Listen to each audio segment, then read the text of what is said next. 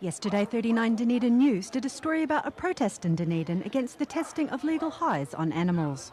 The protesters made a number of arguments about the testing of recreational drugs on animals they say is unnecessary and unethical.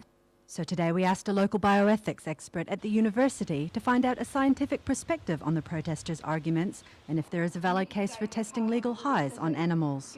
While protesters claim animal testing is unnecessary because it makes them suffer for human profit, Associate Professor Andrew Moore says the suffering of humans is more of a priority than the suffering of animals. These legal highs or whatnot are potentially harmful, and so you need to know whether they're harmful or not, and some suffering to animals many people think is justified if it saves us from harming of human beings. The protesters also claim animal testing is unethical because human subjects could be used as an alternative. However, Moore says scientific testing requires a sequence of testing on tissues, animals and then humans. You find out some things by looking at the tissues, by doing stuff to bits of tissues. You find out more things of importance by doing things to live animals before you do anything to humans, live humans, and then you find out more again by doing things to humans. So the idea that the scientists have is that you find out new and important things from each of those three phases.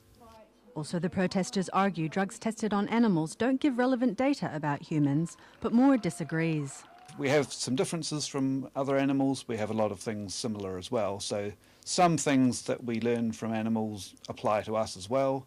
Other things don't, and we know quite a bit about the difference between those two. So again, the scientists say you get some insight from the animal studies, but it's not perfect, so you need to do the human studies as well. And while Moore thinks there is a valid case for testing legal highs on animals, he also had this to say. I think it's good to have protests as well, because there's always new ways of doing science. It's always possible that we could do without animal studies. It does depend on the details, and we've got an expert committee that's looking at the details and advising the policymakers in this area. Devi Narona, 39 Dunedin News.